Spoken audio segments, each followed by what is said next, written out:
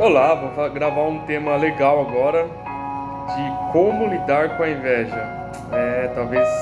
Talvez você que esteja me assistindo isso, talvez você já passou por isso, você conquista alguma coisa na vida, seja um casamento abençoado, sejam uns filhos abençoados, não precisa às vezes de muita coisa, né? Ou às vezes também, enfim, tanto bênçãos espirituais, emocionais, familiares, como também bênçãos materiais. Às vezes não precisa você trocar de carro, só você mostrar a foto da sua família feliz, pronto. Aí para quem não tem uma família feliz, vai falar, pra que fica aí postando essa foto aí, mostrando que, né, que é uma família muito alegre, uma família unida, etc e tal. Então, lidar com a inveja, meus amigos, não é fácil, mas vamos ver os caminhos que a Bíblia mostra aí. Eu tive algumas experiências em relação à inveja, mas eu vou pegar o norte principal, que é a Bíblia. Então, para quem não conhece a história de José, né, é muito conhecida. Para quem não conhece, leia lá Gênesis capítulo 37. E aí vai contar a história de José. Eu acredito que a maioria das pessoas que vão assistir esse vídeo já conhece a história de José. E aí, José foi invejado pelos irmãos a ponto de ser vendido, né, a ponto de ser vendido para comerciantes midianitas. E depois ele foi vendido para Potifar no Egito, né? E olha só o que a inveja faz, né? A inveja faz você vender seu irmão.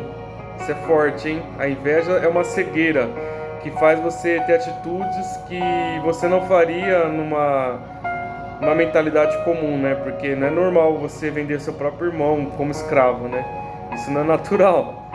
Então, a inveja faz as pessoas serem cegas a ponto de vender o próprio irmão. Isso é forte.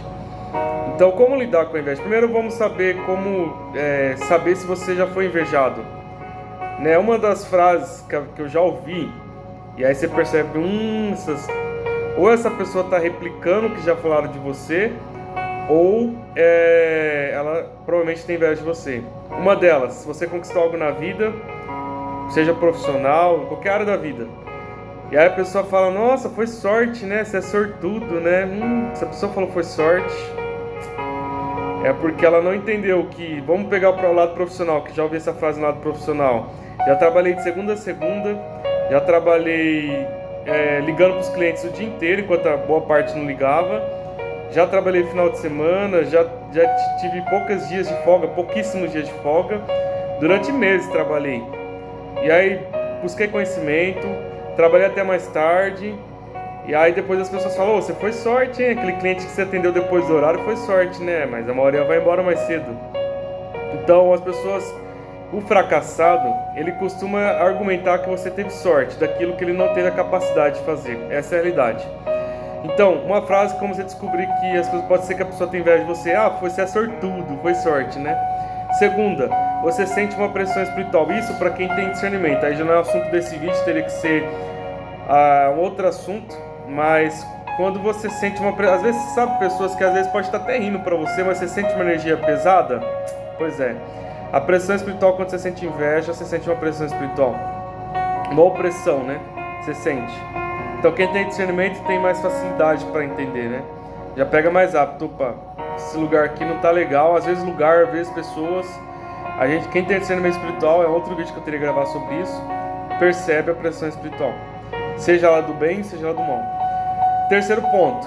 Quando alguém te critica em público, mas a intenção é te humilhar, porque assim, o amigo ele te critica, a crítica construtiva, mas o amigo ele vai te chamar de particular, e a crítica dele é para te melhorar, a crítica dele é para ver você avançar, para ver você crescer, para ver você melhor, para ver você errar menos. Mas quando a pessoa ela te critica em público para te humilhar, pode ser que essa pessoa tenha inveja de você. Então esses são 3 sinais que as pessoas têm inveja de você. Então, segundo ponto, a Bíblia fala que todas as coisas cooperam para o bem daqueles que amam a Deus e que vivem de acordo com o seu propósito. Então eu vou dizer para você que até a inveja tem um propósito. Irmão Elias, a inveja tem um propósito? Tem. Até mesmo o invejoso é um propósito de Deus. Para nós que somos invejados, nos faz buscar mais a Deus, nos faz ser mais prudente. Imagina, por exemplo, quem está na área da política. Você está pisando em ovos. Qualquer área, na verdade, profissional que você vai querer alavancar, querer crescer, você está pisando em ovos porque você tem que ser o exemplo. E aí você tem um invejoso, ele vai ficar em cima te perseguindo. Ele vai querer, o que você está fazendo de errado? Você fez tal coisa, vai colocar pele em ovo. E aí o que você faz? Você fica mais prudente. Então o invejoso contra você faz com que você se torne mais prudente, faz com que você seja o exemplo, faz com que você melhore a cada dia, faz com que você seja uma pessoa melhor, seja qualquer área da vida, né? Então, o invejoso como que fala? Tá afiando você a ser uma pessoa melhor, né? Então, até mesmo para inveja tem um propósito, eu vou falar qual que é. Já adianto aqui. A Bíblia fala que os fariseus entregaram Jesus por inveja, e Jesus foi para onde? Na cruz do Calvário. Legal, qual que era o propósito de Cristo? Morrer na cruz do Calvário por amor a nós. E onde os fariseus colocaram Jesus? No propósito. Então o invejoso, ele vai alavancar o propósito seu diante de Deus. Sabia disso? Pois é. Aconteceu com José? A mesma coisa com José. José foi vendido pelos seus irmãos para os midianitas e ele foi parar na onde? No Egito. Qual o propósito de Deus na vida de José? De honrar ele no Egito. Então o invejoso, ele vai te levar, o invejoso não sabe. É por isso que Jesus falaram, eles não sabem o que estão fazendo. Porque os fariseus não sabiam que eles estavam colocando Jesus no propósito.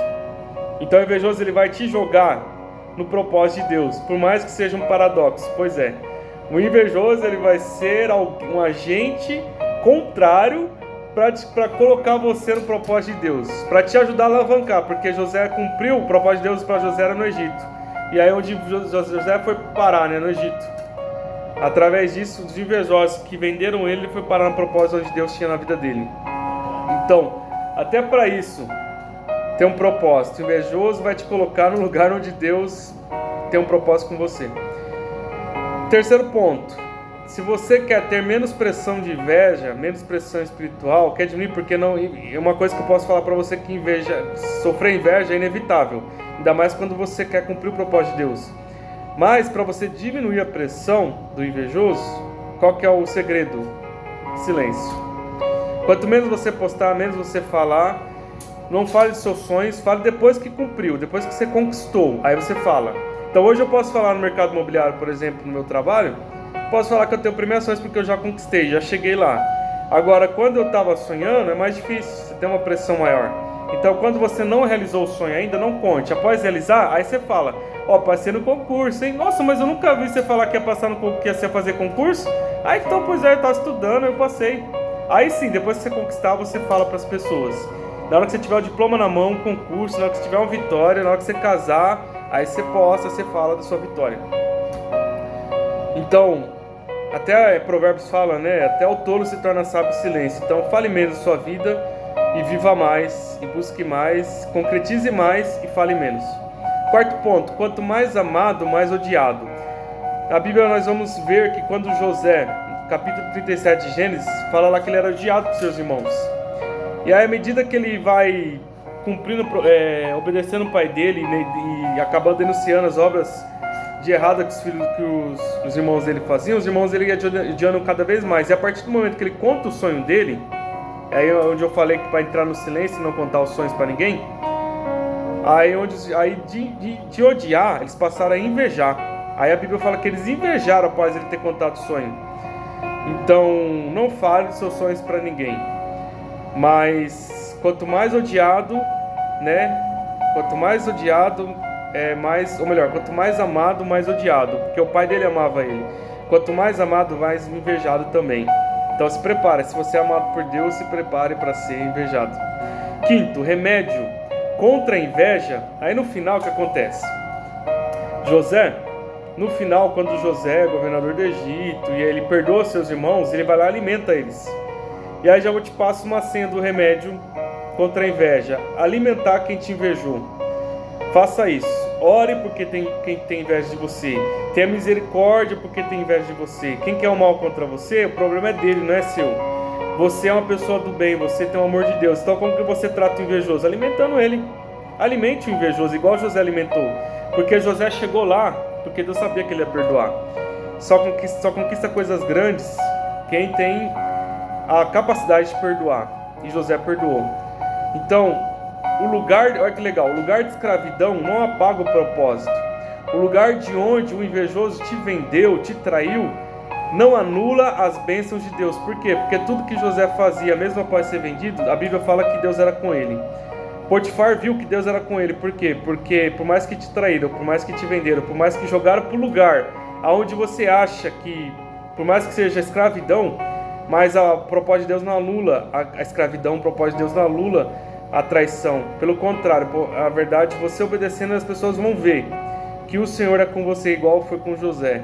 Então, o lugar de escravidão, o lugar que venderam você, venderam José, não anulou, não apagou o propósito de Deus na vida dele. E aí, se Deus já te colocou, se Deus te colocou num lugar, né, dentro, a inveja que está fora não vai te atingir. Se é o Senhor que está dentro de ti, do teu projeto, o que vem de fora não vai atingir, não vai prevalecer contra você, porque Deus que está com você é maior do que a inveja. 8 ponto. Invejoso não entra na história. Você não vê nenhuma história de sucesso de alguém que teve inveja. Olha, eu tive inveja de alguém e conquistei alguma coisa. Pelo contrário, histórias de pessoas que tiveram inveja são esquecidas. Você quer ver na Bíblia vários exemplos. Às vezes muitas pessoas esquecem o nome do... Para quem não lê tanta Bíblia, né? Para quem lê já sabe os nomes dos irmãos José. Mas para quem não lê, muitos não lembram a história dos irmãos José. Mas a história de José todo mundo lembra. Por quê? Porque o invejoso não entra para a história. Quem entra para a história é quem sofre inveja e segue o propósito de Deus. O que vai colocar você na história não é ficar no trono de Faraó, e sim perdoar quem te feriu. Recebe essa. O que vai te colocar em destaque, o que vai deixar um legado na sua história, na sua vida, não é você ferindo, mas pelo contrário, quem te feriu você perdoar. Não é o trono, não foi o anel, né, que teve testemunho de impacto na vida de José. Ele virar governador de Egito não foi tanto impacto na vida de José, mas sim alimentar quem invejou ele. Então, se você alimentar e perdoar quem te invejou, aí sim sua história terá um impacto grande, e por isso que Deus vai te colocar em lugares grandes, porque é perdoando quem te ofendeu, quem te invejou. Porque o invejoso, lembrando, não terá história, mas quem segue o propósito de Deus sofrerá inveja, sofrerá perseguição, terá um impacto de história nessa geração. Amém? Receba essa palavra. Então esteja preparado contra a inveja, que Deus lhe abençoe e lhe guarde.